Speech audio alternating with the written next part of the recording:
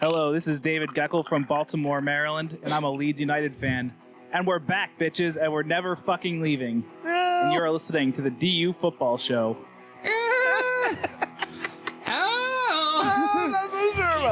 Could be in trouble right now. Not looking good. Ooh, I mean, you lost to us, for fuck's sake. We can't score goals when we're, like, desperately trying, and then we get, like, something accidental and go, woohoo, we won. Yeah, well, he says it was on purpose. Let's start the show.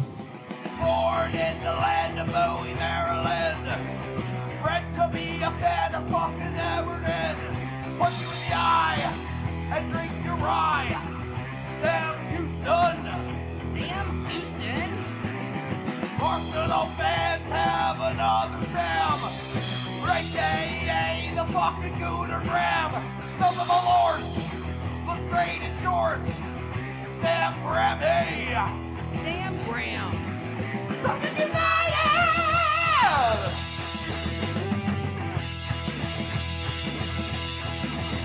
Fucking United!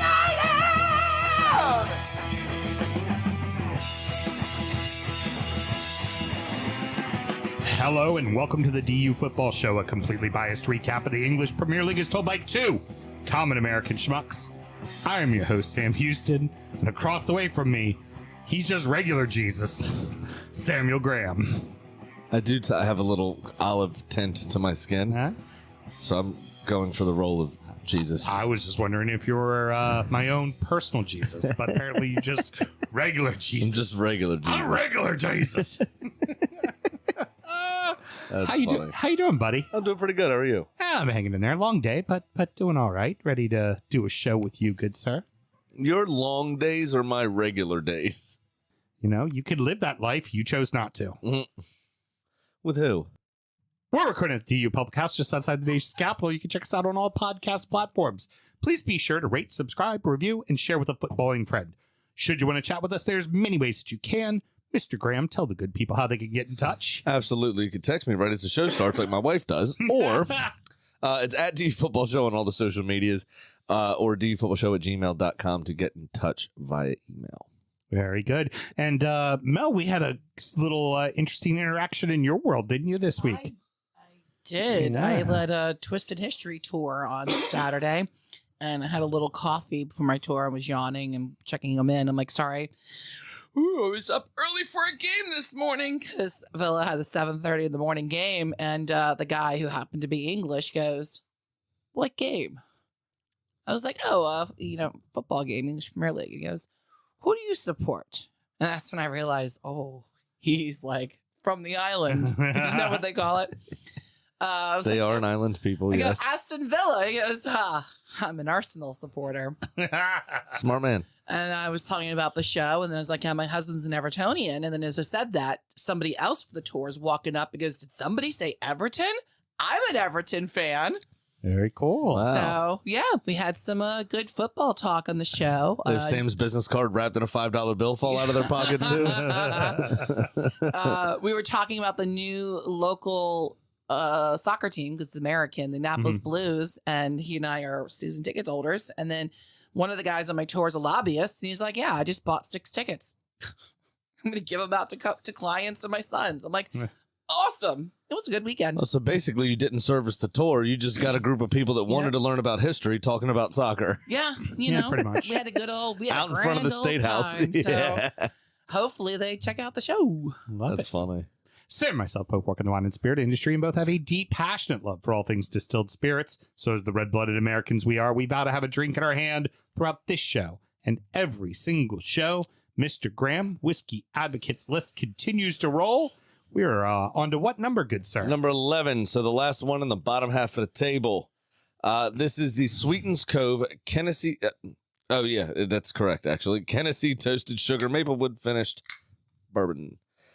This is a 93 rated from the panel, and it comes in at 110.7 proof, or 55.35% by volume if you're doing it that way. Should run you around $60. And your blurb comes to you from Shane English, actually. This blend of bourbons from Kentucky and Tennessee leads with vanilla pound cake, sweet cream, and breakfast pastries, balanced by some toasted oak and earthy oversteeped tea. With each sip, it shows evolution. The sweet vanilla-led notes continue on the palate, but grow into nuttiness and fruitiness, adding peanut butter and jelly, berry compote, and baking spice. While the whiskey leads with sweetness, it's well-balanced and offsets the sweet with tannic oak and black tea with milk. Very good. Definitely needs ice. Is it better? I haven't tasted it on ice yet. That black tea comes through very much. You very much taste the sugar maple of the Tennessee whiskey, that upfront sweetness. You definitely get that. Big shout out to Todd and Joy on the assist. This is one of those whiskeys that's not available in our market, but they were able to find it down in Knoxville, and they got a couple bottles and brought it up the night of the roast. Big time black tea. Yeah. Absolutely right about that. The maple's coming out a lot more now, too. And that toasted, I almost get like a cinnamon. That might be the baking spice they're talking about, too. I'm getting almost like a cinnamon toast crunch kind of finish from that toasted barrel. Yeah. It's all right. A lot going on with that one. Interesting whiskey. Did you distill this? I believe. I mean, I do have like some side project y'all don't know about. I don't know a ton about the brand. I believe Peyton Manning is involved in this. Okay. He's one of the owners, I believe. It's interesting. I'm glad we got it. It's very hot, and it really does need the ice. I think this is going to smooth out a lot more as the big cube melts a little and gets a little bit softer. Interesting concept with mixing bourbon and Tennessee whiskey together. Yeah, so the back of the bottle actually says volunteer to share, right? But it says, did we just become best friends? And then it says, cheers to friends old and new, to memories and traditions, laughter and legends. The front neck label says rivals no more. Okay. And the back says kindred spirits. Yeah. I'm guessing that's because they married two whiskeys. Yeah. Tennessee and Kentucky whiskeys. Yeah. Good. I'm glad. I only glad. poured a little bit Yeah. because I didn't know if I was going to care for it. Right. Now that it's got some ice. Now that it's opened got up. some ice, it's actually decent. Yeah. Yeah. It's all right. There's always some newer brand stuff people haven't heard of before, something a little off the beaten path. This kind of checks that box that they typically will have. Yeah. I would say I think there's other whiskeys on this list that we have already had that I preferred over this one. Right. Yeah. I would tend to agree with that. I don't think this will make my top 5. No. Off the list. No. I think it deserves its place on the list, though. It's decent. I enjoy it. Yeah. And that this is the type of bottle that the list is about. Right. Not Find some weird shit. It's not super expensive. Mm-hmm. It's good. Fairly accessible. I mean, it's obviously not in this market. Yeah, but that's, the I mean, market. that's, yeah. But the markets it's in, you can find it. Yep. It's very findable. So what else do we need to do, Mr. Graham? Always remember to drink responsibly. Hey, good. Hey, that was a halfway decent clink for the two of us. How about Not that? bad. The clink game has gone down since I've switched to this mug. Yeah, I mean, that happens. Yeah, but I can't not use this mug that Garrett got me so generously. I mean, it's perfect. Mm-hmm. So it says cunt. Yeah, yes, we figured that out. No, Sam, it says unt. That's what the mug says. There's just a handle that's in And black. I really like the very digitized smiley face. The midweek, Sam, saw a change at the top of the table, only to see it change right back over the weekend. Manchester City 3, Arsenal 1, Arsenal 4, Aston Villa 2, Man City 1, Nottingham Forest 1. I don't know what you were worried about.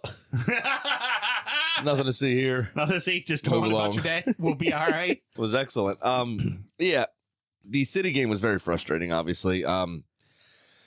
Couldn't find the quality in the final third. And a couple of very, very blatant individual errors. That's what I was about to say. It's not that you guys played poorly, because you didn't play poorly. No. But I thought we actually stood toe-to-toe with them pretty well. Bad gaffes. Yeah. And those bad gaffes against a Pep Guardiola coach team, if you make a bad gaff, they are going to make you pay. And that's really, the scoreline's not reflective of what this match was. No, absolutely not. And really, an inch, it's only 2-1. Right. The Tomiyasu back pass that Kevin De Bruyne latched onto, which was a fine finish and an audacious effort, curled in just inside the post. I mean, that could have went very differently. Yeah. Tomiyasu doesn't usually fuck up. So. Right. Do you think it was the pressure of the situation? Could be. Could be. It's also it was his weaker left foot as well. And you're an incredibly young team. So it doesn't surprise me to think that maybe the moment got to you. Yeah, it could be. You also have to remember, too, like you said, with being young, there's inconsistencies that come with that. And Arsenal have been one of the most consistent teams this season, obviously, or they wouldn't be where they are. So with all the expectations and the hype and the boxes we've been checking along the line, you still got to remember, because it's easy to forget. It's easy to get away from it, that this team's quite young. Yeah. And mistakes can happen. Yeah. You know, a bit of complacency sets in on occasion, or they could overlook an opponent, kind of like they did with you. Yeah. You know, Sean Dyche was there all of fucking 15 minutes, and we let it get to us. You know what I mean? Yeah. It's one of those. It's one of those things. I tell you what, Grealish is starting to make an impact now for City. Yeah, it only took him. He still can't name where Birmingham is on a map, and it only took him a year and a half to bet in. But he's doing very well. He's starting to score goals. He's starting to get assists. He's starting to get playing time. I think City supporters as a whole was like, why'd we buy this guy? And something you have to realize, Erling Haaland is the exception, not the rule on a Pep team. You have to work your way into the lineup absolutely with a Pep team. But besides Haaland's the only time he's ever just thrown a guy out there and said, go score goals. I saw a very irresponsible headline, in my opinion, because Jack Grealish is a notable donkey. It must have been a slow news day for whatever newspaper this came out of. I don't remember who it was exactly, but the headline it wasn't exactly a headline. The first paragraph of the article was basically Jack Grealish is relieved that Enzo Fernandez is now the most expensive British transfer in history. I don't think Jack Grealish knows who Enzo Fernandez is. Right. I don't think he cares. I don't think it matters. I don't think the thought ever crossed his mind, because I don't even think he can count to 100 million. Quite frankly. So how does he not, like, that pressure, I don't think really matters to Jack Grealish of having that price tag. Does that make sense? Yeah, it does. So I don't know why it would matter what somebody else got bought for. That, oh, great. So that 100 million that I got paid for me doesn't matter anymore because they spent 106 on him. You know what I mean? I just think it's bollocks. It just doesn't make any sense. Going to give it to you in a Glencairn because we only have one of the Newcastle glasses. Glencairn. Yeah. For special occasions. This is only the second time this season this has happened. Third time this season. Who else did we lose to? You lost to us. You lost to City. you. Yeah. You City and United. You're right. Third time this season. Yeah. I also would like to You say. only lose to the best teams. Shub. Yeah. Shub at Allview. Had never had this before. She told me that on Friday. Oh, no shit. And much like back in the day when somebody told you that they had never been to a strip club before. You're like, well, this is fucking happening. Yep. So now. My bottle is in my bag in the car, and I took it to Allview this morning, and I just like, I'm not going to make you go through it alone. Don't worry. Pull a second glass out. Yeah. Yep. So I started my day with Malort. Now I'm ending it with Malort. What was the thoughts? She said if she drank it 10 years ago before all of the experience of her life in the drinking game now, it would be much more intolerable, but it is still fucking gross. She's just used to drinking a bunch of weird shit now because she's a beer manager, now her second or third store. Yeah. She's been given a lot of weird shit. Oh, yeah. Shub's got a very good palate, but she, has been handed a lot of weird shit in her day. A good next time I go in, I'm gonna have to be like, how'd that Malort treat you? Well, I made sure to mention that you've had to do over an entire bottle this season because your team's so bad. Yeah, well, you know what? My team was better than you. Justin walked up in the middle of that conversation and apparently was approached about a Jepson's Malort barrel program. Oh, no shit. For the bourbon. Oh, yeah, they do have their bourbon. And if they have a barrel program with Malort, might not be a bad collab idea. I think that would be a fantastic collab idea. And also, especially the way Everton's going. Their We might bourbon. need a barrel by the time this show retires. We reviewed that bourbon on this show. It's. I wasn't here that day, remember? Oh, okay. It's. I still have a bottle here in the closet. It's a 6-year-old bourbon. It's 2023. Shouldn't that thing be allowed to come out by now? Yeah. No good. I am double hi-hat for that. I am a father. Yes. Okay. Those jokes are not far away. at any one moment. That's it. I thought you were telling me to hurry up, not cover for you. No, I was giving you the, hey, cover for me as I swallow my own spit. Thank you. I thought you were saying wrap it up, hurry up. No. I'm done. That's good. I got my zinger. Wrap it up. Keep it going. Oh, the angle was off. Yeah. You know what else is funny? What's that? That's what Arteta did on Saturday against Villa. Yeah. Mocked the referee. Did you see this? Yes, I did. Brilliant. Well, you're speaking of that. We'll come on to that in a second, I guess. We can move right on. Yeah, to that, I mean, you know? the City game, it was a frustrating event. So that's pretty much all we have to say. It was a good game. I thought it's just that final ball lacked from us. City pounced on our mistakes like a tiger. But now the tough part is you do have to. The next time you face them, it's in their building. Yeah. So that. The empty head. Right. That's not what you wanted, though, right? You wanted to get the point in your building. Of course. Not feel the now there's that pressure of you have to walk away with at least a fucking point at City. Yes, or else we can't afford another single slip up this season. Right. So precisely. we have a 2-point lead. We have one game in hand. We still have to play Liverpool. We still have to play Chelsea a second time. And I think that's it, actually. And Liverpool's starting to figure it out.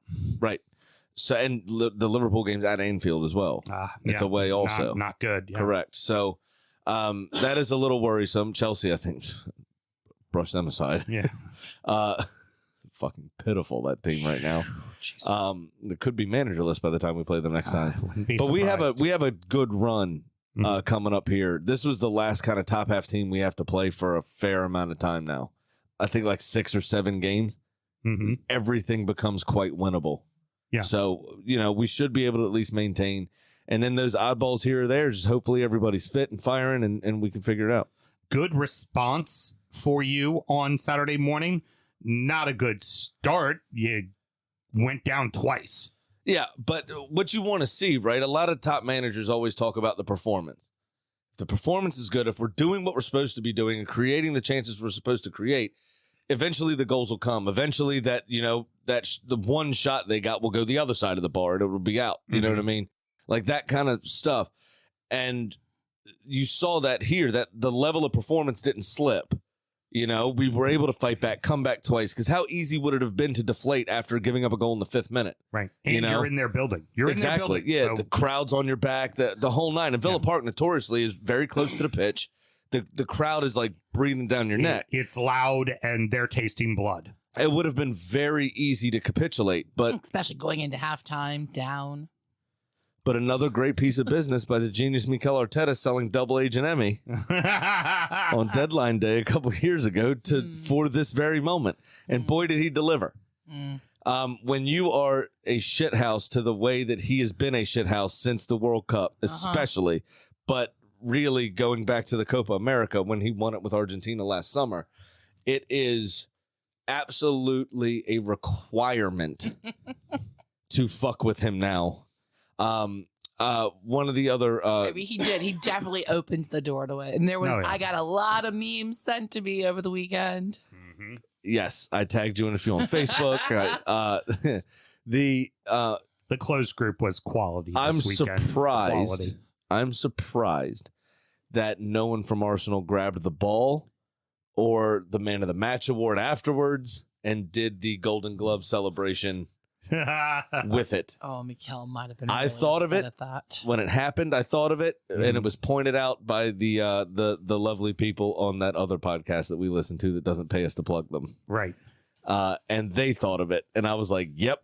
I was first thing in my mind was why somebody didn't hold it in front of their dick. So, but all in all, I thought it was a good game. It was unfortunate, and then apparently, this is funny. Unai Emery. In his post-match said, yeah, I've never once told a goalkeeper to go up for a corner ever. I don't know why he did that. Yeah. He said he thought it was probably a personal vendetta that obviously making them. I mean, it really wasn't even a mistake, honestly. He went for a ball as he should have went for a ball, and there was an unfortunate situation. I mean, he didn't even hit the ground. The ball had already cannoned off his head. Right. But what a sweet hit by Jorginho. I mean, honestly, the hit deserved a goal. And the one before that, he got beaten on the near post. That's why when you were saying earlier that after the World Cup, all the teams are going to come signing, I'm like, no, he's great at PKs. He's great at shithousery. He's fine at everything else. Honestly, I think there's 2 keepers ahead of him on the wish list for most teams. Nick Pope? No. We'll Not anymore. We'll get to Nick Pope. Not anymore. It's going to be Jordan Pickford because he's England's number 1, and in all likelihood, even if Everton stay up, I have a feeling Pickford's going to want to go play Champions League ball. Uh-huh. And the other one that I think Keylor Navas. it's going to get more play than Emmy would. David Raya at Brentford. Oh, Sanchez too. Both of them, I think, are excellent. Raya has not signed an extension. Raya wants out. Manchester United's apparently interested in him. Yeah, Raya wants out. But there is, but I think still winning your continental tournament, notoriously as difficult as Europe and South America. Yeah, true. And then winning the World Cup, which is the most difficult football tournament in the world. He definitely has some credence. I mean, he came up huge in a lot of situations. Yeah. You know, and right up there with it would be helping Arsenal lift the FA Cup that year. Yeah. And now he's just like Allison. Now he's scored a goal, too. All right. Well, you two both have shots to do, so let's get this done. I don't. I maintain, and hear me out. We technically drew Arsenal. Okay. Except for you Because didn't. I'm not counting the 4th goal because that was an open net and nobody counts those. And the 2nd goal, because it was an Emmy own goal, then that's 2-2. 3rd goal. Okay, so 2-2. 2-2. That's a draw. fine. Okay, nice try on the math. The problem is Listen, an own goal Jurgen. counts as a goal. Listen, Jurgen. Yeah, It went. I'm contesting. it was the wind. I'm contesting the results, and I have filed some paperwork, and we will hear back when the FAA gets back to me. Okay, well That's fine. The you can go FAA, ahead- the Federal Aviation Administration. you can go ahead and appeal. It still means you have to fucking serve your ban, which means take your fucking shot and shut up. And actually, should be a second one for a frivolous appeal. That's it. I'm now violating I'm now reaching out to the FCC. Here's the other thing. Yes. By the way. FIFA. I'm going to reach out to FIFA over this shit. Heard. Nerd fight. Did you see that? Yes, I did see. Mel, Nerd did Fight. you see that? No, what? 2 analysts in the press box had to be separated after a physical altercation. At that match? Oh, yeah. An Arsenal match analyst and an Aston Villa match analyst. What happened? It came to fisticuffs, which I'm sure they called what were they it. yelling about? I don't know. It wasn't. Yeah, they slapped each other with their pocket protectors and calculators and shit. To the point where one of them had a gash on the eye, apparently. And I'm pretty sure that was the Villa one. So take your little tutu and your bloody eye. We win because we beat up my nerd beat up your nerd. Cheers. I was gonna say, would y'all shut up and do the fucking shot already? I do enough of them. At least I fucking throw it back right away. You all are like, hey, man, no, it's not a real score. It was really 2-2. No, I'm going to say 20 stories and not take my shot. What I I have no love problem is doing the shot. what I love is that everybody watching on video, which by the way, we go live at 7 p.m. every Monday, could see That's me good, whore. take that shot without a flinch versus Graham, who definitely winced. No, I didn't. Not till after. Video evidence. It was well after the fact. Mm-hmm. I already said 2 sentences.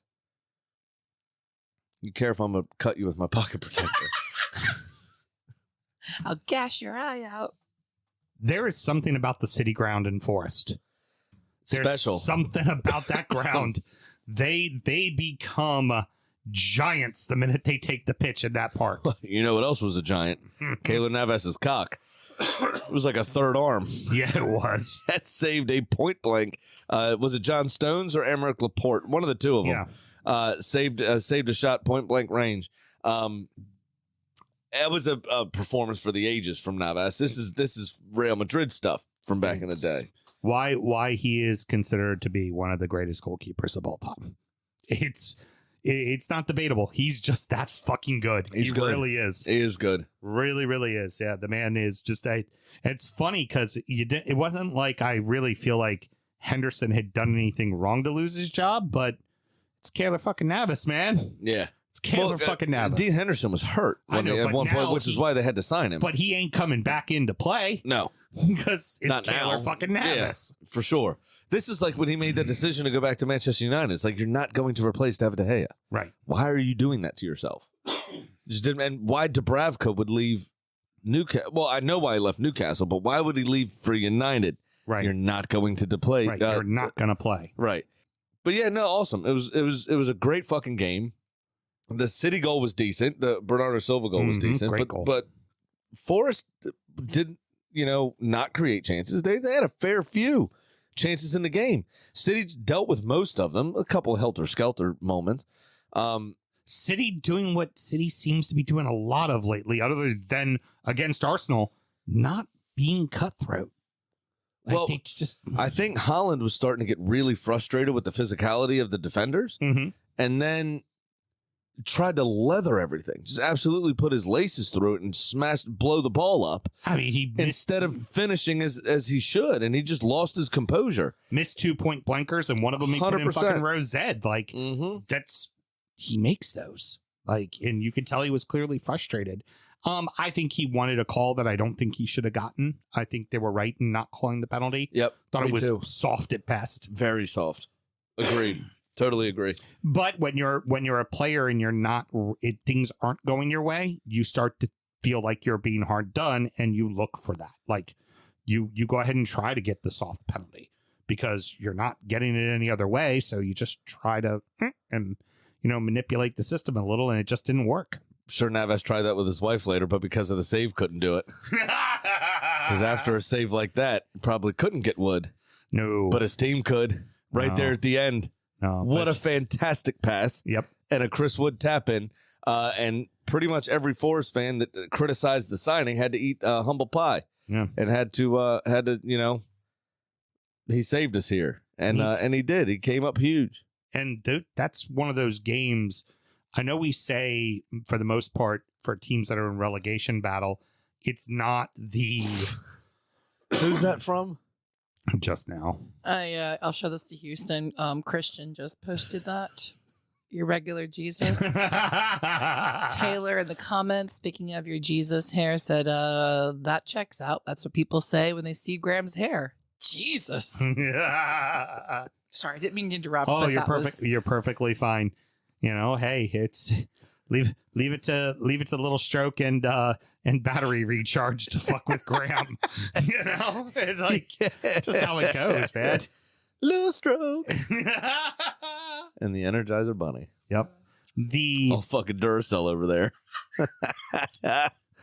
Like we said, fuck. teams that are in the relegation zone that get like the win, like the Everton beating Arsenal thing. Like you said, that's the icing. It's not the cake. But in a case where you're a team, you're on the outs, you're fairly safe currently, but you've slipped a little bit in the table, and this is the kind of game that does save your season and does keep you up. Now they've got some hard games coming up. I believe they got Liverpool next, but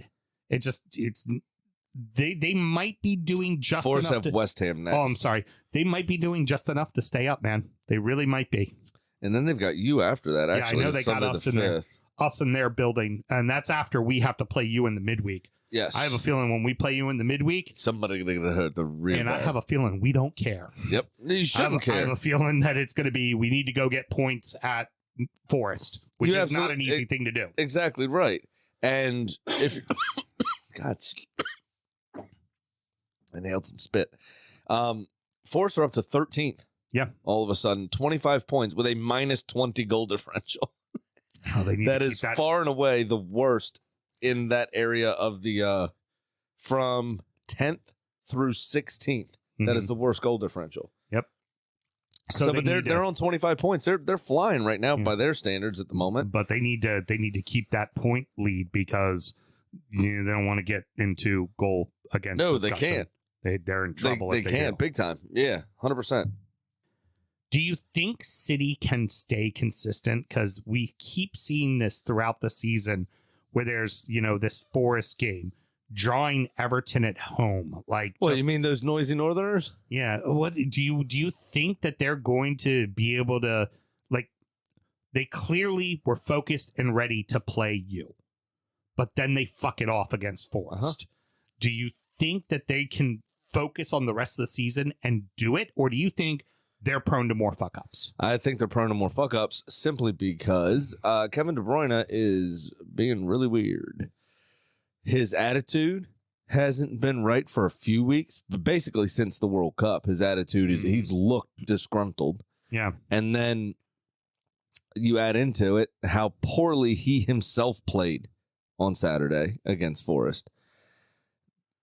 I wouldn't be surprised if De Bruyne maybe moved on. in the summer.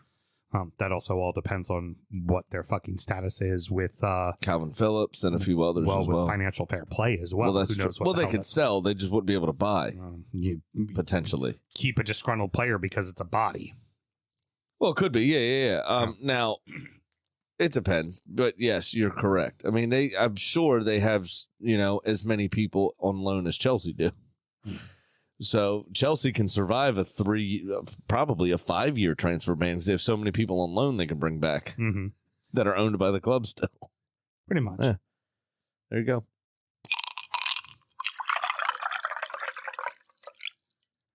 For the first time in 8 years, all 3 clubs in the bottom got victories, and all 3 of them by the same scoreline. Everton 1, Leeds 0, Southampton 1, Chelsea 0, Bournemouth 1, Wolverhampton 0.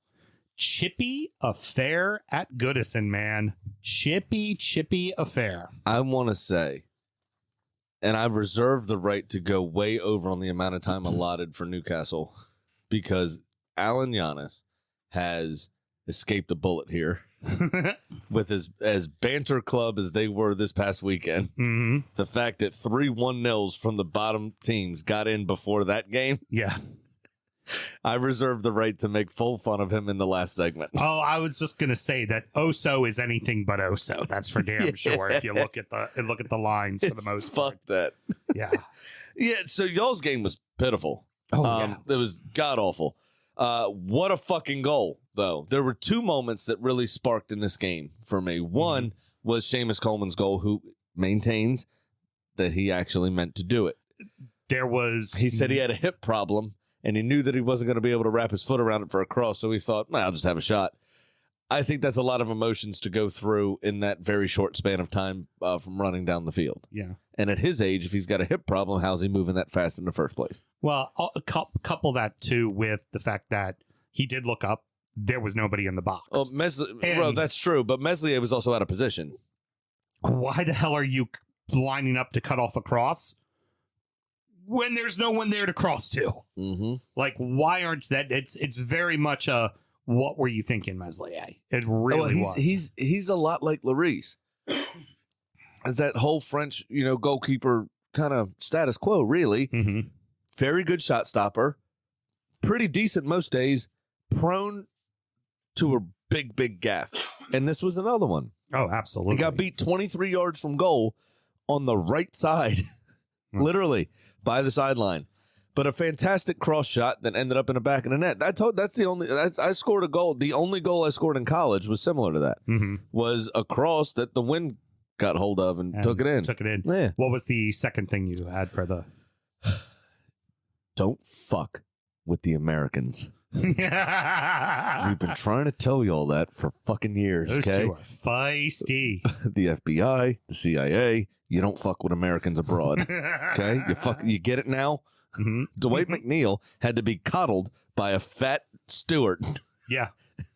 To save his life because Tyler Adams was choking him against the advertising hoarding. The joke around all the Everton boards has been, there's the headlock. There was an actual headlock because of the whole Denise Baxterdale saying. Oh, yeah. That's funny. Yeah. Where I want to know what Decore was losing his mind about. I mean, I know it was about that incident. Right. But he completely lost his head. Oh, yeah, he did. He was going nuts. I'm surprised. I still can't figure out why nobody was sent off for any of that. Yeah, it was just a bunch of yellows and nothing else happened of it. That was odd.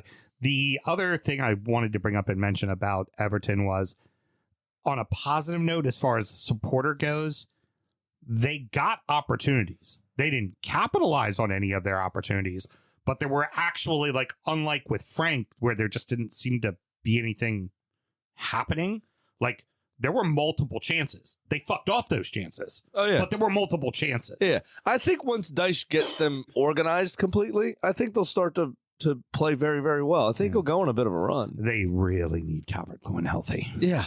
They Consistently desperately healthy. need him healthy. I mean, Mopé did all the dirty work and ran around it, but he's not a point man. And if we're going to play some Route 1 ball, you got to have somebody who's going to be able to bring it down. Yep. That little ball that Ellis Sims flicked onto Decore that Decore then completely fucked off. Well, how many touches do you want before you shoot? Yeah, he wanted it on his right foot, not his left foot. Jesus. And it's like, you're that open. Just hit it with your left. Even Garrett texted me. It was like, how long is it going to take? Yeah, exactly. As he's like, he's still dribbling. So I brought up this point to Ken, and I would just say, let any Southampton player that is outside the 18 take a shot. Don't try to foul them, because if you do foul them, James Ward-Prowse will score. Yeah. He will score. I am more surprised. Stop giving fucking free kicks like that. I am more surprised when a free kick of his doesn't go in than when it does. It's going in. It's the only Did you see how thing quickly they have. up and down that ball went? Yeah. I mean, he put it in the bottom left corner after putting it over 6'3" defenders. Everybody, the bend it like Beckham thing, and how Beckham would just take over. I got official word. This fucker, he's better. He's fucking better. He has 17 direct free kick goals. Beckham's record is 18, so he's one away from equalizing his record. It's I got only a official matter of word on time. that. He'll do it this season. He's breaking it this season. This season it'll be done. It's going to happen. And I'd say probably next year after, he'll make that unattainable. Yeah, He will own that record till the day we die for sure, and probably till my kids die. Yeah, it's a guarantee. And especially with the club that's having a lot of problems, and it's like, don't give them the freebie. Don't give them the freebie. Like, Everton at Goodison outplayed Southampton. They gave him the fucking freebie. Yeah. And he made him fucking pay. Like, just don't. Bazunu played really well. Oh, he played out of his fucking mind. That was awesome. But Chelsea really didn't create a super amount of chances either. I mean, they dominated the ball a bit, but Southampton looked fairly comfortable through most of the match. They really did. I mean, to the point where the most exciting thing that happened to Chelsea was Cesar Azpilicueta getting knocked the fuck out. Yeah, he did.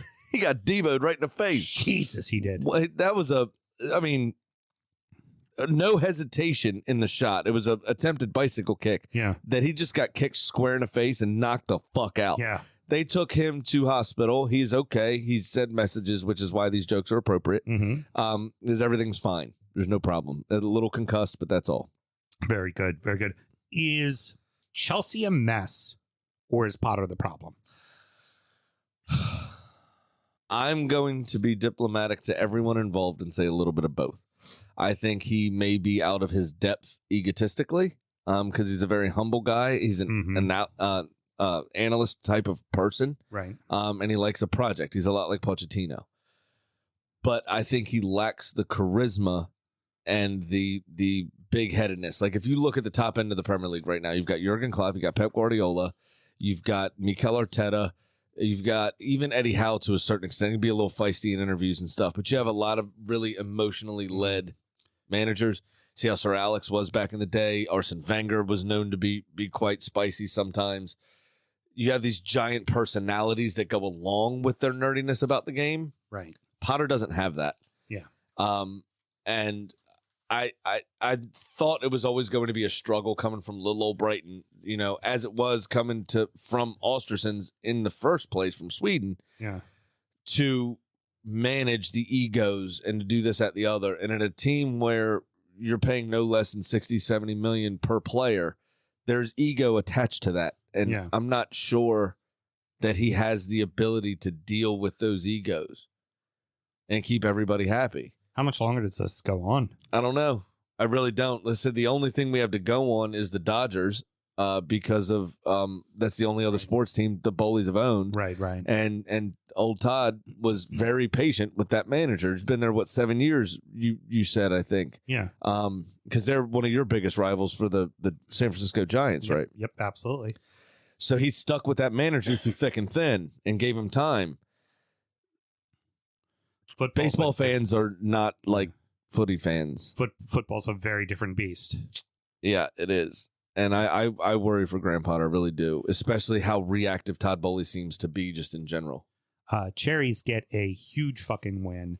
And why aren't we surprised that when they get a win like this, it's because Treviner and Solanke are back in the lineup and healthy. They are that important to that team. Absolutely. Yes, they are.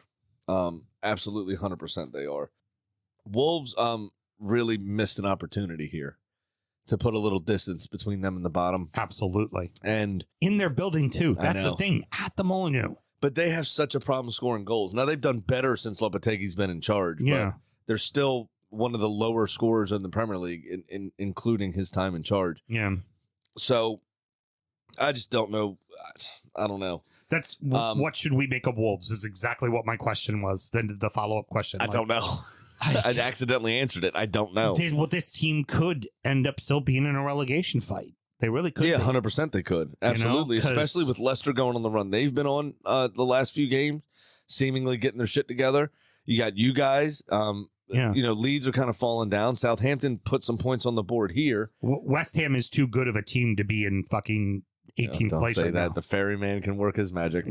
But say still, that. they're too good to be in the relegation zone. They're too talented of a team to be there, and so those are some clubs that are better than Wolves. And I just you see Wolves get that 3-0 win against Liverpool, and it's like, great. Again, what's the icing and what's the cake? They got to be like that every time at home. They really got to be. They got to make it a fortress. Absolutely, home. 100%. I mean, Forest will stay in the league because they've turned the city ground into a fortress. Everton stayed in the league last year because Goodison was a fortress. Exactly. You're starting to feel like now under Dyche, winning 2 of 3, and those 2 were at home. Goodison's back to being a fortress. Yep. The Molineux has to be a fucking fortress, man. It really has to be. And it just isn't at the moment. They just got to figure out a way to score more goals is ultimately what it boils down to. Yeah. They have to find a way to score goals. You can't win the footballs if you don't score the goals. Fucking crazy to think that all 3 teams in the drop all got wins all on Saturday. It's wild. It was really, that never fucking, again, it's been 8 fucking years since that's happened. Normally somebody slips up. Was it, I think, Lil' Kim? You could do it, put your ass into it. Yeah. You could do it, put your hip into it.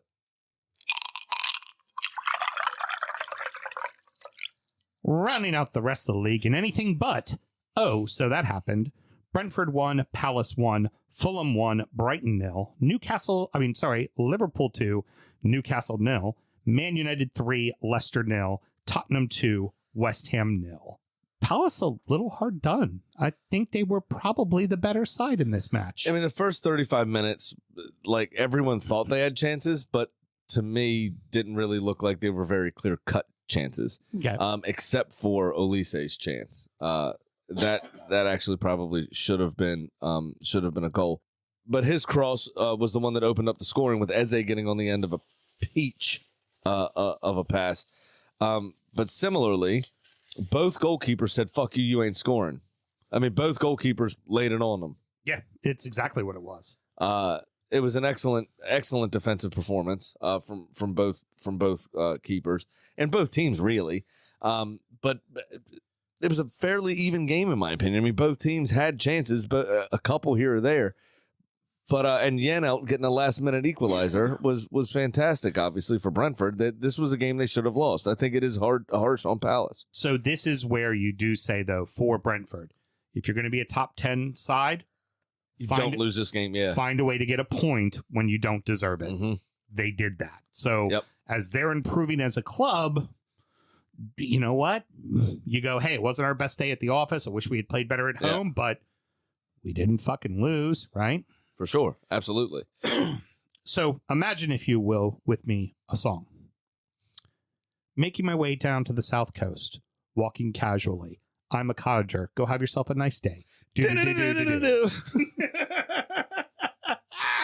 That's the nicest way that they would do a snatch and grab, right? I think so, yeah, pretty much. Because I can't think of a game that was more one-way traffic than this. Brighton dominated every single statistical category, except the one that truly matters. Which is 1-0. Goals. Yep. After having 2 goals disallowed for offside, Brighton just didn't let that stop them. They just kept going.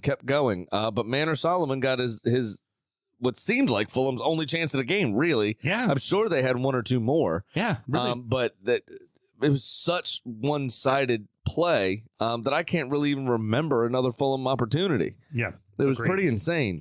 But yeah, I mean, this is, if in the grand scheme of thievery in football, right? We have the people that broke into Big Dunk's house as our point, as our control. Right. Probably said something offensive, didn't really realize who he was, or thought the hard man thing was an act. They got beat to literally within an inch of their lives, to where Dunk thought he had to resuscitate one of the people and tried to. Guy didn't die, so I guess he succeeded. But then you have these polite thieves, as you say, just walking quietly. They take their shoes off at the front door. Yep. You know, very, very cautious to not break any glass. I'm a cottager. Have yourself a lovely day. Do. Just gently placing objects into their bag. Probably don't want to wake the kids. No, probably even if they get caught, you go, you don't have any problem if I take this with me, will you? I'd like to take this, all 3 points, and put it in my bag and go ahead and head on. Oh, hello. I'm a thief. Yeah. I'm a burglar. Nice to meet you. Pleasure. Yeah. I'll be having this now. Yeah, okay. Lovely place. I'm going to take these 3 points with me. And again, I'm Bye-bye. really sorry. But I'm going to just take this stuff. That's pretty much how it went. You know what? For all the Fulham-ish things that we say about them as a club, they have been fucking ruthless. Absolutely ruthless since just before the World Cup. Mm-hmm. They are not losing to anybody. No, but I mean, I'm sure before Dyche came in over the last couple of weeks, I'm sure you had a little bit of that whole syndrome where you see your ex for the first time after you broke up. Oh, and he's looks doing fantastic, and he's he looks really good. Yeah. The new girlfriend's doing better than you. Oh yeah, he's got a better job. Oh, absolutely the case. You're just like, why didn't we give him a real chance? Yeah, that's right. We're dysfunctional. It's not him. It's us. Definitely us. Oh, brilliant. That's fantastic. Massive statement win for the Reds. Here we are thinking, hold on. Massive statement win for the Reds. Here we are thinking, Newcastle's getting their act together. Then all of a sudden you look in the back of the parking lot. You see that one lone dumpster. And it's lit up red hot. You're like, wait, the dumpster fire's still here. So the one I wrote was, you can inject all the oil money you want. Mm-hmm. You can potentially, I don't know if this is unconfirmed, but just given their track record, make all of the thinly veiled threats of violence that you want. And you can throw money at any problem that you want, literally, that's right in front of your face. But a banter club will always find a way. Nick Pope, instead of heading the ball, trapped the ball with his face on the ground. I'm not sure how his nose is still attached to his face after the hit, because he dove on it. Very strange. Just wondering, why didn't he just throw a whopper at it? That would have gotten more accomplished than what he did. I mean, Tim Howard later on said, in that moment, you don't think, but it's like, why is he not just swinging at it with his foot? Like, it wasn't like he was that late to the But I don't know how you're not thinking, because you decided to do a diving header. Yeah. So in the span of, why am I face planted on the ground and let me grab this ball in front of me? Right. What disconnect happened where you didn't remember what the fuck was going on? And in why we say it is still the banter club, still the dumpster fire, because then, and this ultimately ended up losing because in fantasy, Keith had Dubravka. Dubravka didn't give up a goal, and he went for more than 60 minutes. So he got a shutout. Yeah. Great. Okay, so we don't have Pope for the League Cup final. Oh, wait, we sent Dubravka to United, who is now cup tied to United. Yep. Who do they play in the League Cup? Who do they play in the League Cup final, though? United, yeah. Yeah, if it was any other club, no, he would have still been cup tied. It still would have been cup tied, because you can't in the cups, you can't represent two teams in the same competition. Yeah, so Nick Pope misses the final, obviously the first choice keeper. Then you have Dubravka, who's cup tied.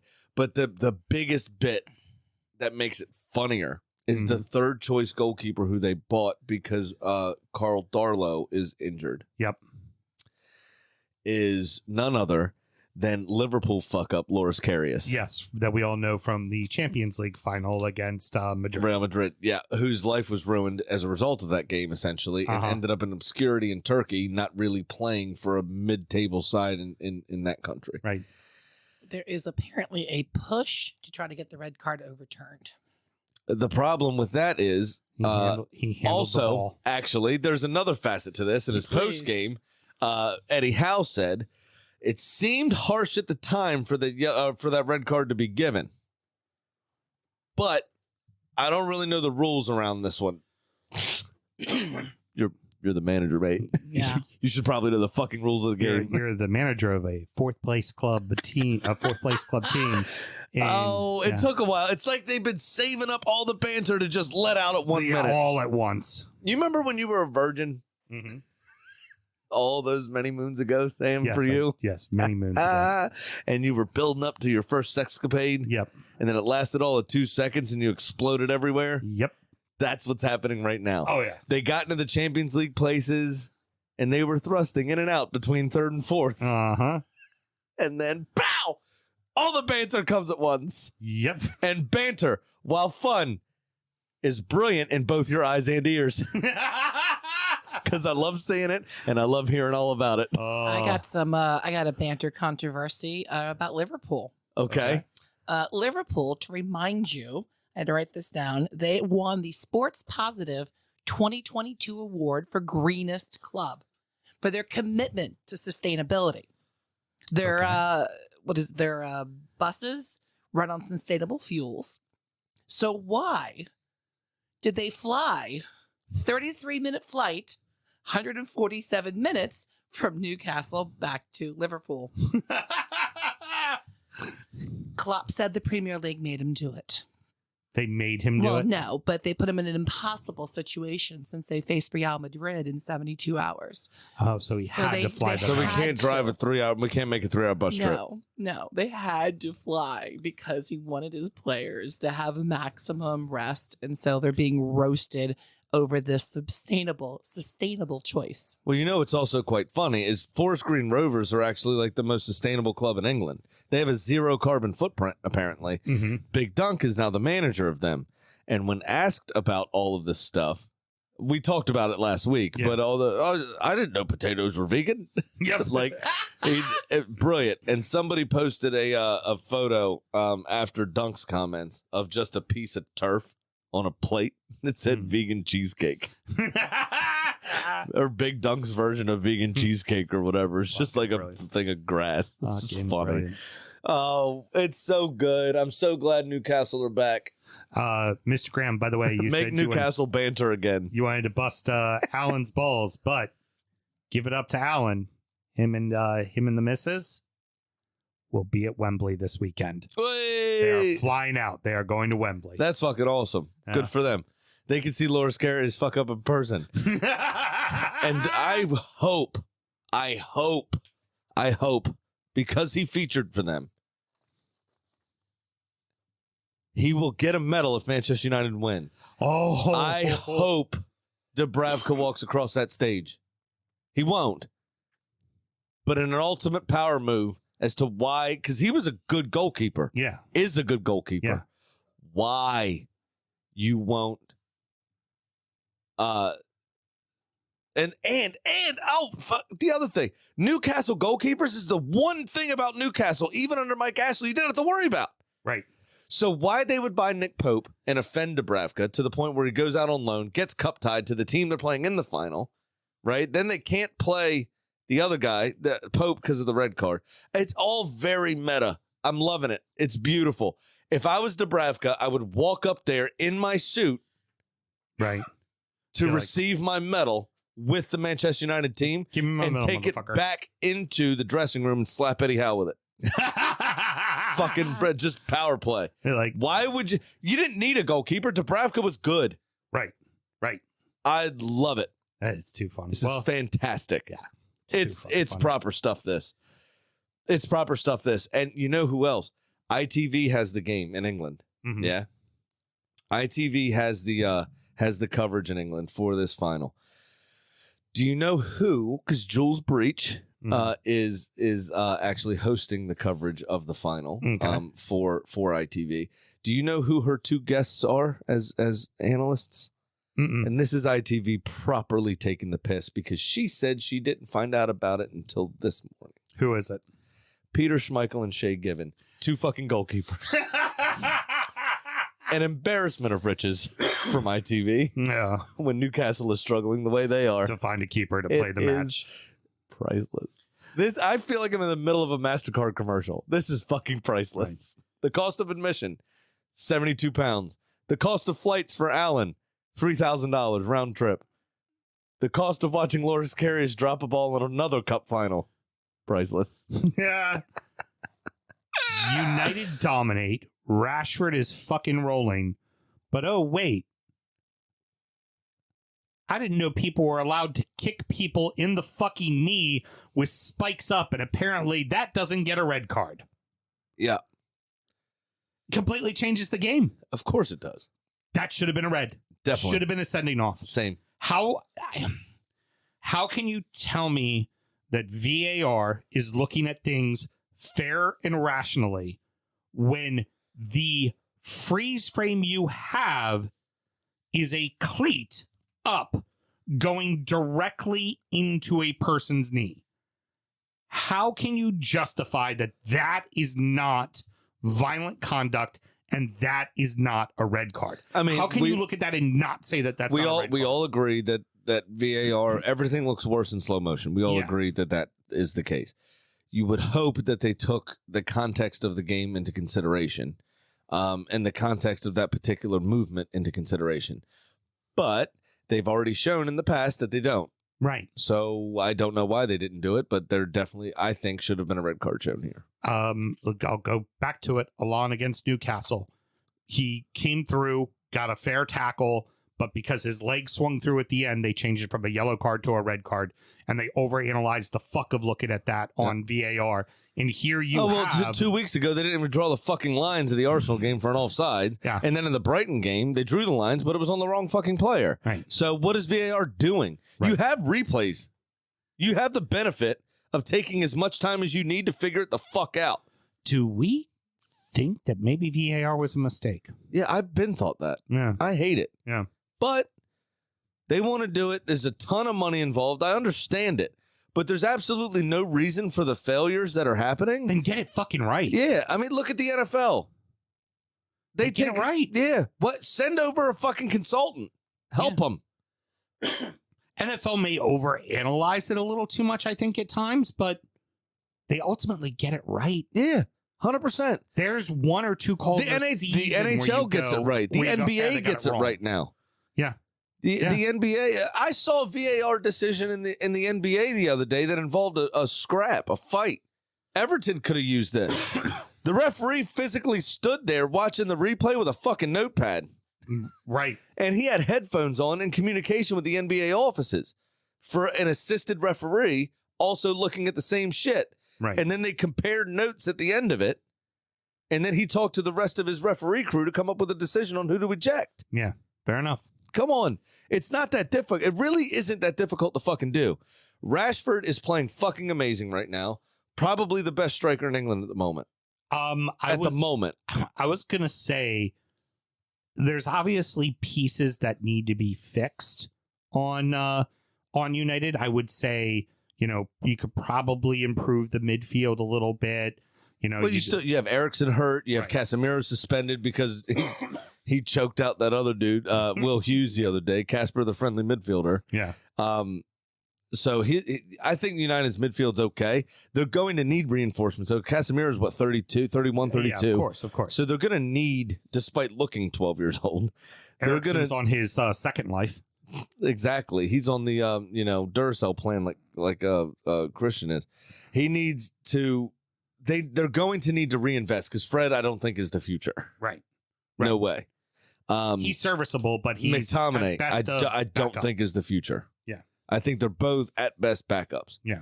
That you bring them in when you're trying to lock down the midfield at the end of a game. I don't. They can give you 2 or 3 in a row maybe, but consistently they're going to make mistakes if they play too often. that all this being said, and Jadon Sancho with a good goal as well, by the way. Leicester, I thought, it wasn't exactly a bad performance. Again, it was, they failed to capitalize on any opportunity they had in the opening probably 18, 20 minutes. Yeah. And then United had enough time to grow into the game and start to assert themselves. But Leicester weren't without chances. They always looked a threat going forward. And on a different day, I think they finished those chances off. And we're talking about a different story. I thought this was very flattering for United. I wrote down this question, but I'm going to go ahead and answer it. Who are the Foxes? Their offense. If the offense isn't clicking, they're going to lose. If the offense is clicking, they've got a shot. And may very well part of that, win. Wout Faes is a terrible defender. He's good for at least a mistake a game that results directly in a goal. Yeah. Yeah, he really But then he slides on a ball that's put in. He dives about 2 yards too early and somehow gets a toe to it. Yeah. I don't know how he does what he does. But he's either brilliant or calamitous, and there's nothing in between. Yeah. He can't just have a quiet game. Yeah, very true. And that's not a good thing for a defender. No. I played central defense in college, right? And the last thing I wanted was anybody talking about me. No. If I did my job correctly, everything looked smooth, was distributed correctly, and I didn't have to do any last-ditch defending. Right, because you did your job correctly. I did my job the right way, and I was in the right positions, and it looked easy. But every week we're standing here talking about him and Doug. Oh, yeah. And it ain't good. Oh. It's not good. It's not good at all. Spurs move into the Champions League spot, and the Irons now find themselves in the relegation battle. Ultimately, as you said earlier, I think West Ham will be able to figure this out. I think David Moyes doesn't know what his best team is, which is why he continues to change it. I think Skamaka has been a bust. I hate to say it, Smokey, but I fucking told you so. I think Antonio is finding form again and confidence again after being dropped for Skamaka. But you also can't expect him to just start rattling off goals. Well, that's what I'm saying. He's got to find his form again. Right. But you also have the goals are, not obviously here because they were shut out, but in the previous few games where they have scored a goal here or there, they've been shared around by the team. Fornals, I think, got one a few weeks ago. You had Bowen getting one. That might be it. Souček scored one, I think, too. Mm-hmm. But my point is they've always been a team that's shared around the goals, and that's how they, achieved the heights of last season and the season before that, making the Europa League and then going all the way to the final. They just need to find the net again. They just need to get that confidence back. I think selling Craig Dawson was a huge mistake, my opinion. Agreed. I thought he brought a sense of calm to the back line that they haven't seen since he left. Well, and Zuma still hasn't been 100%, so it's like, why do you let Dawson go when you kind of needed that depth in the team? It doesn't make sense. And Dawson also, I think, despite the thinning hair, I think Craig Dawson makes them a more attractive team. So why go from, having a pussy licker and a pussy kicker in the same side to just a pussy kicker? It's a stretch. It's a stretch at best. Sure money. Fuck's sake. Yeah. There was like a weird Steven Tyler reference going on in my head also with the lick-a-lot-of-puss dinosaur joke. Just didn't work for you. Nah. Even I'll admit that one wasn't They don't great. all land. What can we say? That's funny. Kind of like Harry Kane's penalty from the World Cup. Still hasn't come down. Wait. All right. I am down 2,300 United States dollars. Glad you clarified the currency. 24 weeks of the season. We don't make bets on the first season. That means I am 0 for 23. You are slock. You're just killing it. The worst part is, in real money betting, I'm making money still. Yeah. I'm doing all right. Yeah. I just can't hit a bet here to save my Tiger's goddamn blood. life. You're winning. This is terrible. Winning. Yeah. All right. So, Sam, how have you done so far? Two better than you. Two better than you. Yeah. I still did not win this week because everyone lost. I took all home teams. They all missed. Yep. Yay. So I am now down $1,468. Big Sam Forbes Lock of the Week. Graham, I'm not sure if you knew this, but 9.52381% of the time, Sam, works 100% of the time. It really does. So we're under 10% officially. We are under 10%. You know what 10% is? You know what 9% is better than? 0? Yes, Yeah. exactly. And that's what I'm gunning for here. Now, I'm interested to hear what ended up happening with Pat, because his money, too, he could have maybe gone back behind me. I don't know. So we'll see. How much you down total now? 1468. 1468. Let me do some quick maths here. All right. Well, you tried to go for the gusto last week and it didn't work out for you. I am taking a 2-leg parlay. I am taking Fulham to beat Wolves, and I'm taking Arsenal to beat the Foxes at plus 285. I just want to take away a chip. I need to stop going for it. I hear you. Okay. That works. Should be all right. Yep. Very I good. think that'll hit, except for Mm-hmm. I have 2 of those games as well, which means we're probably going to lose. Very good. Very good. Do we have our friend Patrick go? Has he stayed And awake now, this week? It's time for our degenerate gambling friend Pat's Pick of the Week. Hey, Sleeping Beauty, how are you? I knew you were going to give me shit about that. Yeah, so I'm going to bed at 8:30. We started the segment at 8:18. Technically, you should have still been fucking awake. Okay? I hear you. The Super Bowl, it was a long, long night. Did you all have a good Super Bowl? Yeah, it was fun. No, Had I good fucking food. didn't, actually. Uh-oh. Yeah, I had a How much- 10-leg parlay, a 9-leg parlay, and an 8-leg parlay that built on top of each other, and every goddamn thing hit except Patrick Mahomes' passing yards. Oh, yeah, I think everybody. I mean, I had one with, over 250 or over 200? I had it over 300. It averaged 315 during the season, and like 325 or 330 during the playoffs. Wow. Yeah, I Uh-huh. just do what you average. Just hit 300. You're good. 9-way parlay. Yeah, and 8 legs hit. 8 legs of it hit. I had $60 in bets to win 1,400 and change on the Super Bowl, and fucking Was there any the one thing I should have been able to bank on fucked. Your Pat just asked you, is there anything you could have cashed out on? No, No. because he went out for a little bit with the working on his ankle. You know, for that, what was it, the 4 plays or something? He went out, Mm-hmm. and they suspended the cash out at that point because they didn't think he was coming back in. And then magically, he decides he can run for 40 yards. Yeah. Fucking prick. Fucking prick.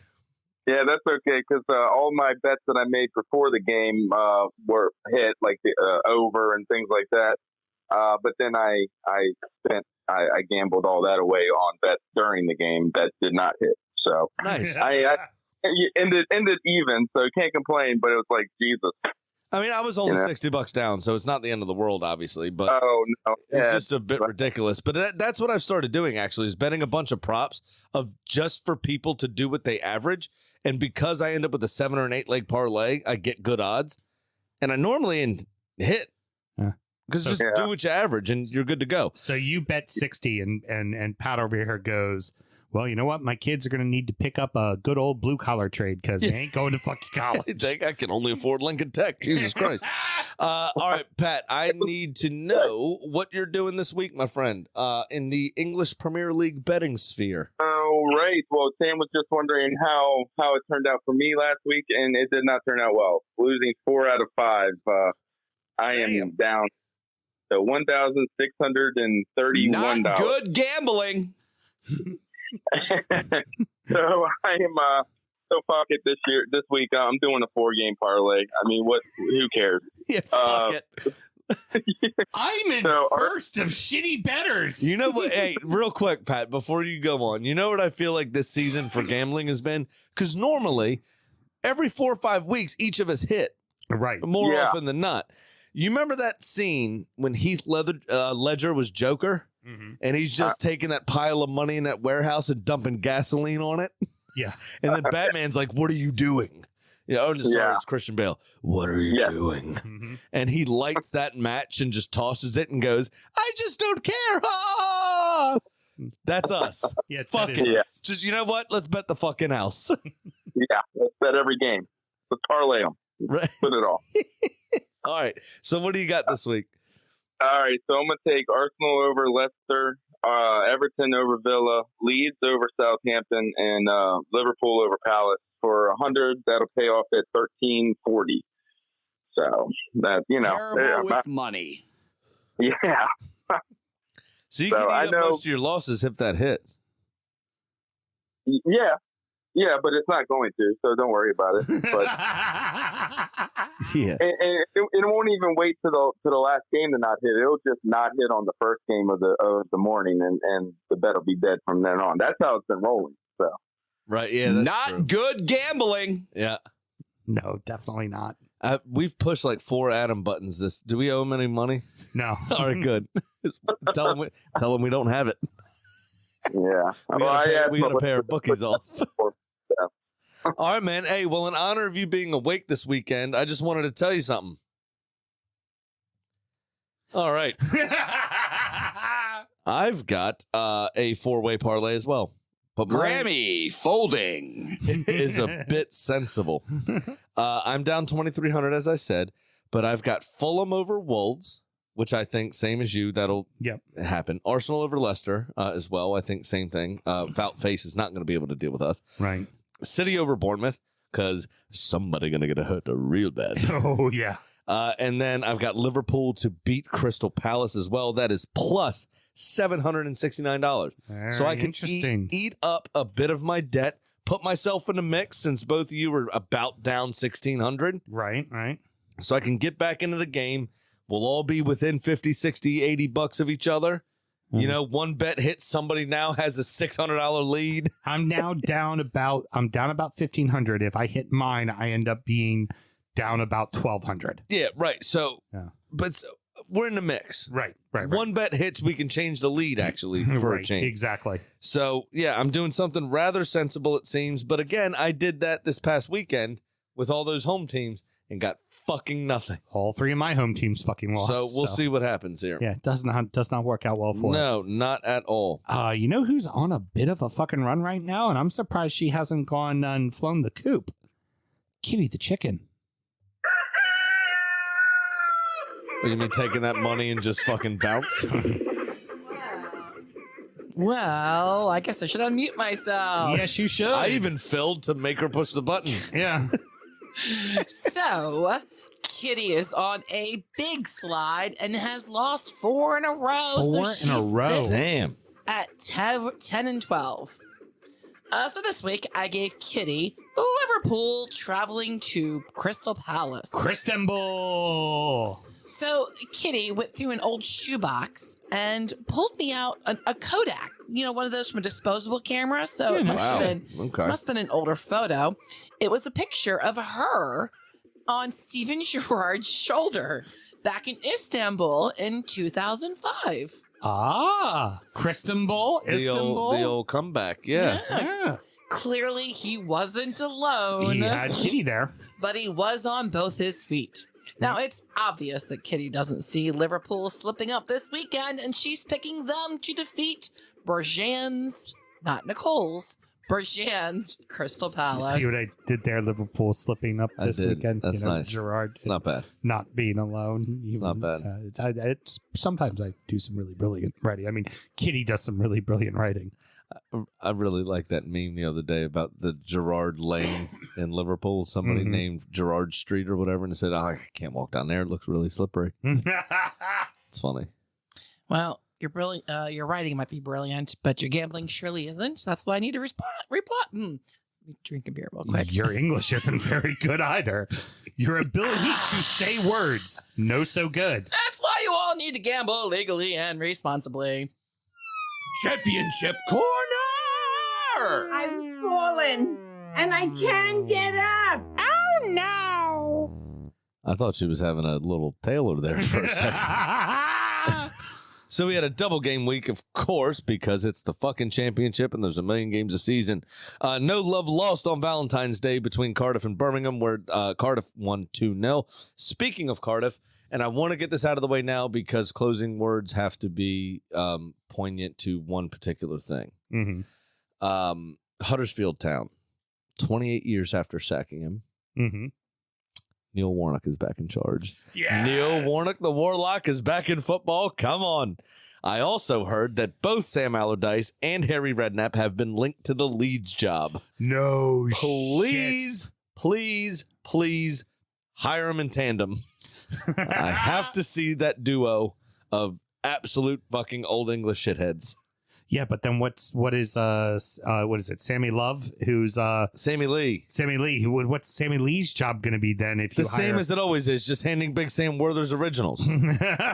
That's all it is. Pint glasses of fucking Cabernet. Wide. Please make it happen. Play all the hits. Coventry beat Millwall 1-0. Norwich City 3-1 over Hull. Sunderland 3-0 over QPR. Burnley and Watford played to a 1-1 draw, which actually killed my bet midweek. Because, yes, I was at work betting on the championship. Reading 2-1 over Rotherham, which I actually got correct. And then on Wednesday, you had Wigan, a 1-1 with Bristol City. Preston and Luton played to a 1-1 draw. That actually screwed me again. Stoke 3-0, which I chose. And that was the last straw. They had to get Warney in. Yeah. Okay. 2-1 Swansea over Blackpool. Borough 3-1 over Sheffield United. And Blackburn drew again 1-1 with West Brom on Wednesday. You go to the weekend. Cardiff 1-0 over Reading, so they're continuing their winning ways. On Saturday, if I can actually push the fucking button, Millwall 3-2 over Sheffield United, so 2 losses in a row. Blackburn did get back to winning ways on the weekend, though, after 2 draws in a row. 1-0 over Swansea. Blackpool 1-0 over Stoke. That has implications. 2-1 Huddersfield over Birmingham. The Warnock effect only took 72 hours to take place. Yep. I love it. Hull and Preston played to an exhilarating 0-0 draw. Burnley 1-0 over Luton. Borough 3-1 over QPR. Coventry 2-0 over Rotherham. Sunderland and Bristol City 1-1. Norwich City 0-0 with Wigan. And then today, Watford beat West Brom 3-2. That leaves your championship table looking like this. On 32 games played for the top 2 clubs, Burnley in first place on 72 points. Sheffield United in second place, an astounding 11 points behind and 12 goals back in goal differential. Middlesbrough is now your third place team, but they've played 33 games on 57 points. So even starting to develop a little bit of distance between them and fourth place Luton, who's on 50. Watford is in fifth on 50. Both of those have single digit goal difference. In the positive. Luton +7, Watford +4. Sunderland are in 6th with a +13, rounding out your playoff places on 49 points, but tied with them, only back on goal difference, are Millwall with a +7 on 49 and Blackburn with a -3 on 49. Only 3 points back from them is Norwich on 46 points with a +7. On 32 games played. That being said, actually, I should mention, Sunderland are on 32 games played. Millwall are only on 31. So they have a couple of games in hand on Watford in front of them, actually. And for Millwall, they have a game in hand on Luton as well. Going back down to West Brom in 10th on 45 on 32 games. Coventry on 45 on 32 games. And Swansea on 42, as are Hull and Preston North End. So you have from 5th through on 50 points Watford, down through to 14th Preston North End on 42 points, where everyone behind Watford has a game in hand. Wow. Okay. So there are a lot of teams still in the mix because there's 24 teams in the division, which means 48 games for the season.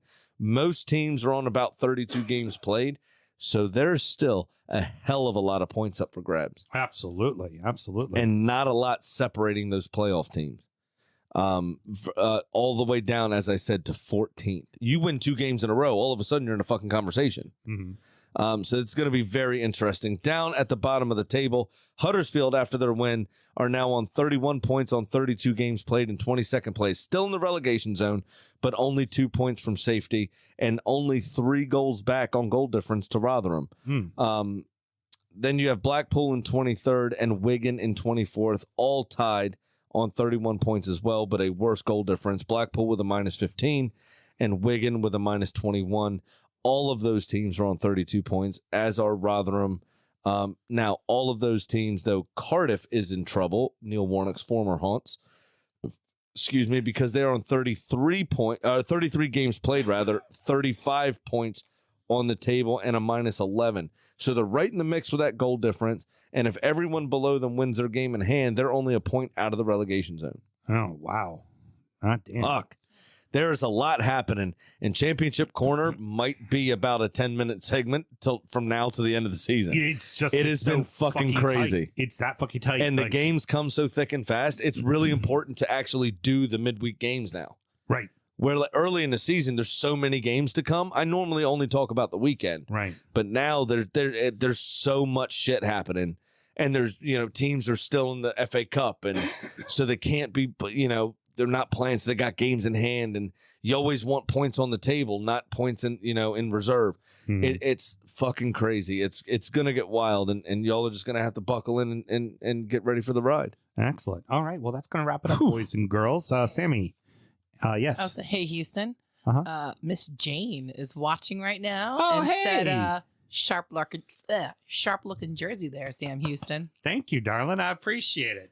We got to get you over to the States so you and I can enjoy a bottle of Four Roses that I owe you. Now, Jane and I are up in competition right now for Nicole's love. I love it. I love it, love it, love it. So I don't appreciate Jane calling out your jersey not being on brand, actually, because we have a drip shack that people should be looking at. And I'm on brand. You can find that on our link tree, which is in the bio of all of our social medias. And find the DU Drip Shack, which is just dudripshack.com. Actually, we own that domain name. Yes, we do. And get some of your swag. Besides being a whore, do you have any parting words? Yes, I do. There are two facets to it because I was unable to fit it into the main show anywhere. The first one is quite funny. Lee Mason, after his cock up at Arsenal v.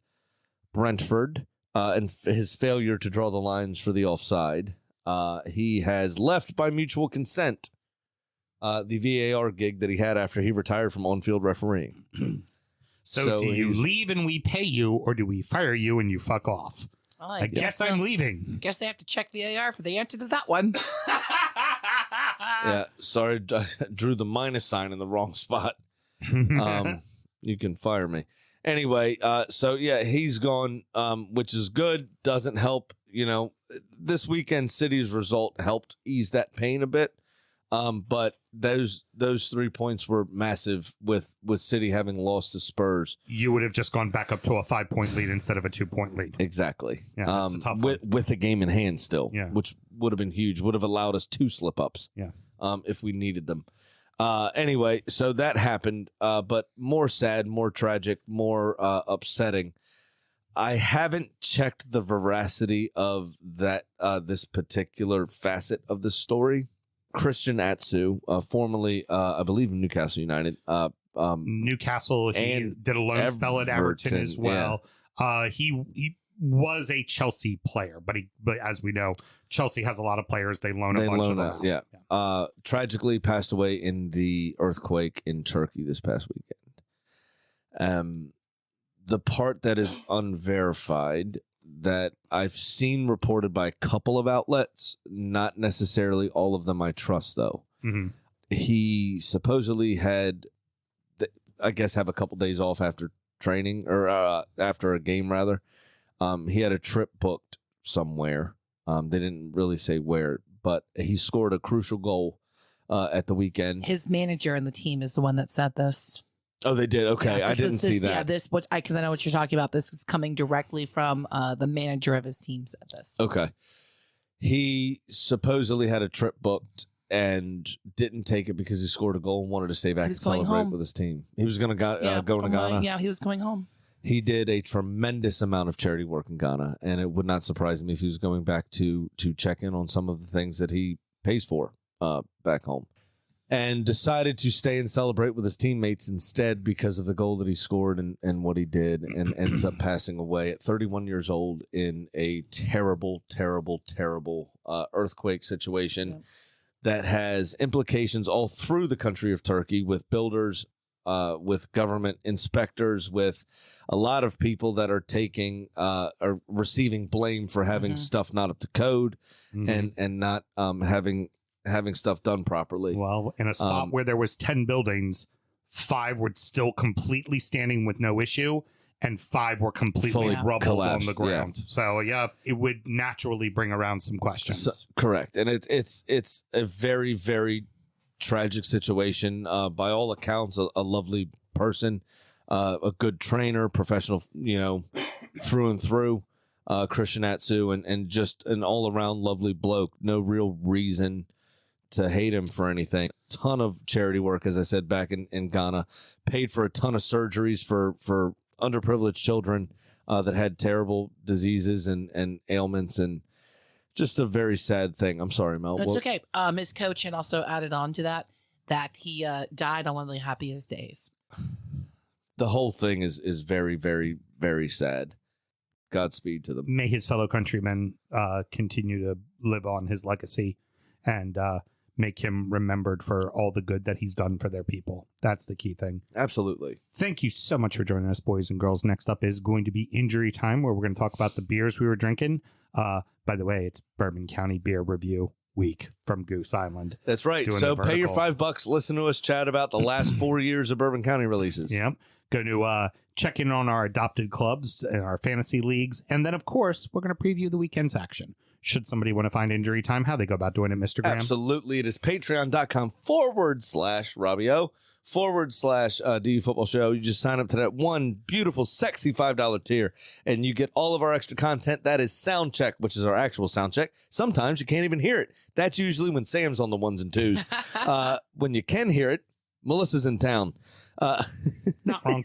Nah, that's right. Not wrong. But we just correct. But yeah, you guys figured out for the main show. That's all that matters. we normally just catch up on a weekend, talk about things from our personal lives. There's sometimes seals get fucked. You never know what's going to happen there. Then you have Injury Time, which is our preview show, as Sam said, of the upcoming weekend's action, or sometimes the FA Cup action, depending on what's going on and what the calendar brings. Sometimes it's movie reviews because there's an international break and we don't have anything to fucking talk about. Precisely. But you always get a show, and that's what matters. Your $5 goes to something. So make sure you sign up and check us out. We think it's pretty good. Occasionally you get a video too. You threw in 3 extra sentences just to make sure we went over an hour 30.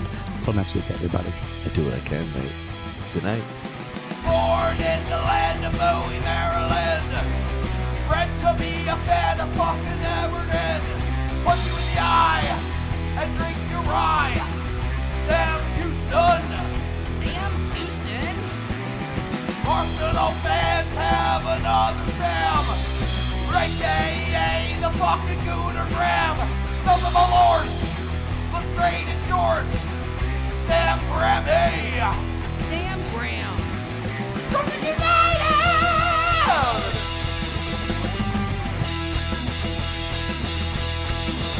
Drunkard United!